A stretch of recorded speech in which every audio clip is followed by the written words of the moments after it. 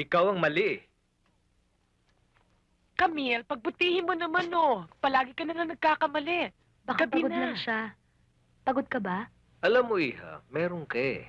Ang problema, masyadong tago ang damdamin mo. Kaya tago rin ang pagkanta mo. Yung pag-awit eh, pag-aalay ng sarili yan eh.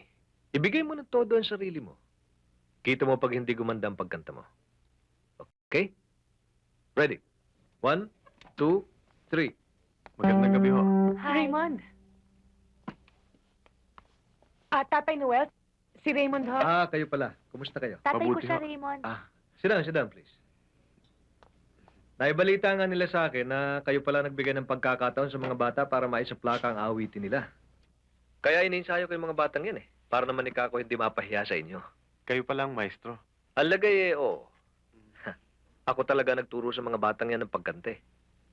Kasi hindi nyo na itatanong eh, musikero ako nung araw. Tsaka nagpo-compose din. Sayang, hindi pa tapos yung huling komposisyon ko eh. Naisip ko ngayon sana ang pinakamagandang unang gamitin nila sa pagsasaplake. Excuse me ho. Raymond, would you like anything? Don't bother. Ipagpapaalam ko lang ho sana sa inyo si Monique.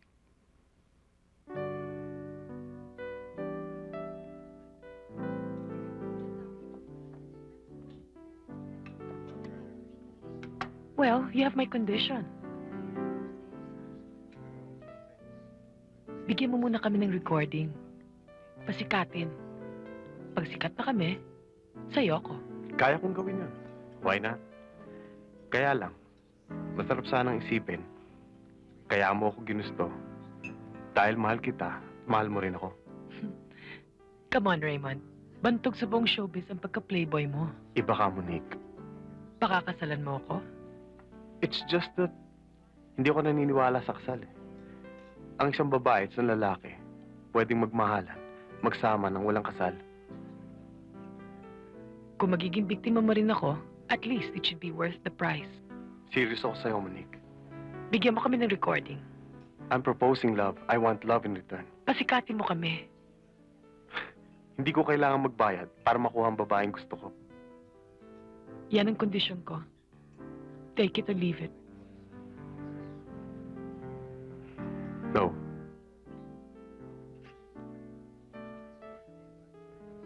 Thank you for the nice dinner.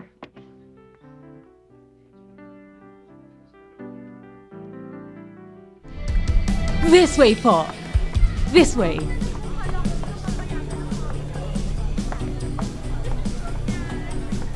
Open it, sister.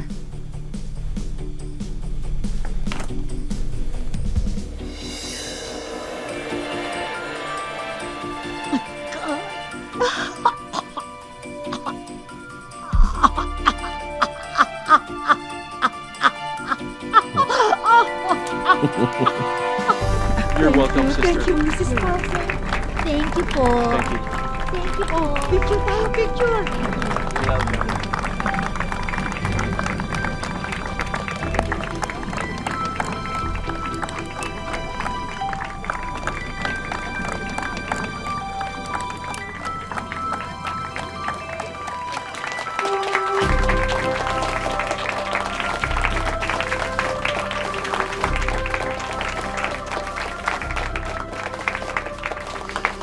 Good evening, ladies and gentlemen.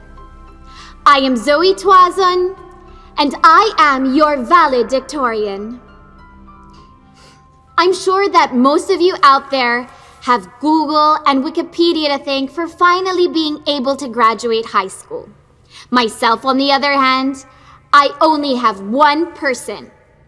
One person who has continually inspired me throughout the years to be my best.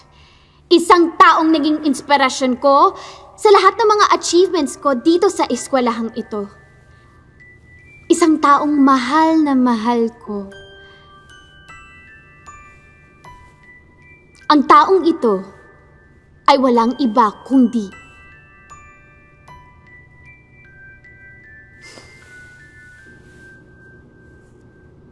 ako. Oo, ako.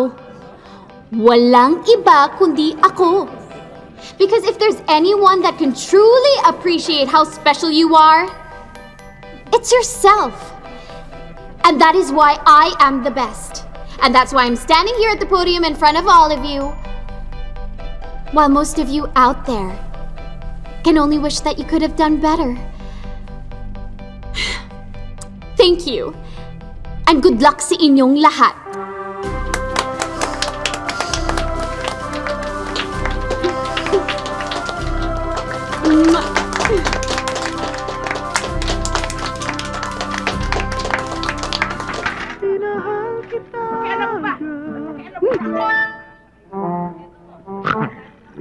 Racket ko na yan eh. Rarakitin mo pa ako.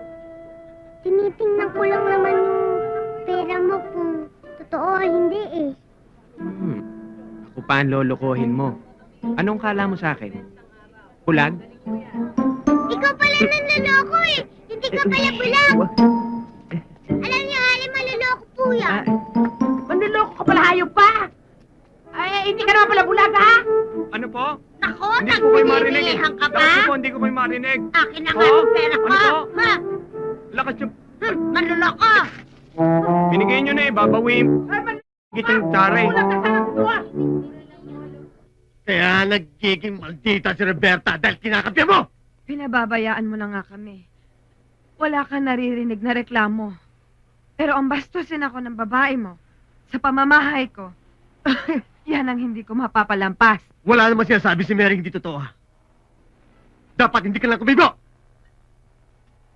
Domingo, iwan mo na si Mary. Iwanan mo na si Mary para tumahimik na ang buhay natin. Ay, wag na! Ikaw! Wala ka lang ginawang batid mo kundi sirain ang buhay ko! Sige! Masama kayo lahat! Yan! Kanyan! Di na kayo nadala! Ang titigas ng ulo nyo! Kapag hindi nyo ko tinigilan, iiwanan ko kayong lahat! Mga walang niya kayo!